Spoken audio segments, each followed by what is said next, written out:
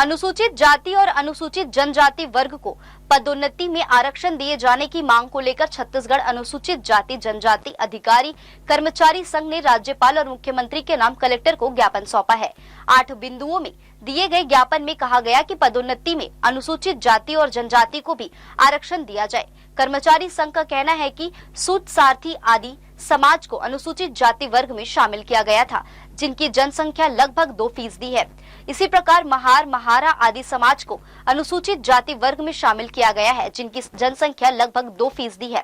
इस प्रकार छत्तीसगढ़ राज्य में अनुसूचित जाति की जनसंख्या जो 2011 की जनगणना के आधार पर 13% निर्धारित की गई थी, जिसमें 4% को जोड़ने पर राज्य में अनुसूचित जाति की कुल जनसंख्या 17% हो चुकी है। उन्होंने पदोन्नति में अनुसूचित जाति का आरक्षण 17% करने की मांग की है। पदोन्नति में आरक्षण जो पूर्ववर्ती सरकार में एक अधिसूचना जारी हुई थी, उस अधिसूचना को हाई कोर्ट में चैलेंज किया गया था और उस चैलेंज के फलस्वरूप हाई कोर्ट ने अपने अंतिम निर्णय में 16/4 को, इसी सन में 16/4/2024 को एक फैसला दिया। उसमें ये लिखा कि वो रिवर्क करे सरकार 3 महीने के अंदर में, और रिवर्क करके पदोन्नति में आरक्षण की अधिसूचना जारी करे।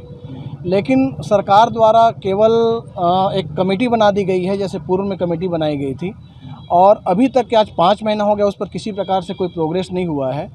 और दूसरी बात यह है कि माननीय सुप्रीम कोर्ट द्वारा भी एक अंतरिम ऑर्डर हुआ था, उसमें स्पष्ट लिखा हुआ है कि वो दोनों चीज़ें कर सकते हैं, भर्ती भी कर सकते हैं और पदोन्नति भी कर सकते हैं। लेकिन उन्होंने अधिसूचना जारी की सिर्फ और सिर्फ भर्ती के लिए, पदोन्नति को छोड़ दिया। तो हमारी मांग ये है कि माननीय सुप्रीम कोर्ट सर्वोच्च संस्था है, सर्वोच्च न्यायालय है, और उनके शब्दशः उनका पालन करना सबका कर्तव्य है, चाहे शासन हो, प्रशासन हो, आम नागरिक हो।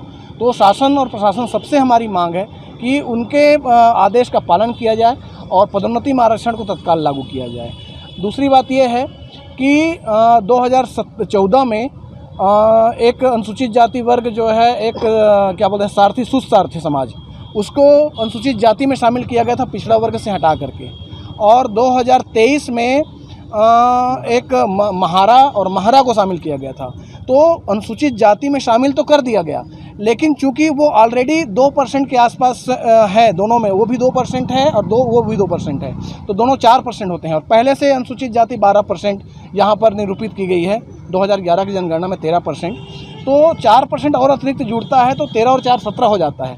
और हम जो है 2014 से ये हम सिर्फ 13% ही यहाँ पर लागू है, जबकि कायदे से 2013 से लेकर के अभी तक हमारी जनसंख्या जो 17% के आसपास होनी चाहिए, और आरक्षण का जो प्रतिशत होता है वो जनसंख्या के अनुपात में होता है। तो आरक्षण हमको 17% अनुसूचित जाति को मिलना चाहिए, ये हमारी सब मांग है। और इसी मांग को लेकर के माननीय मुख्यमंत्री जी को, महामहिम राज्यपाल को हमने माननीय कलेक्टर महोदय के माध्यम से हमने ज्ञापन सौंपा है।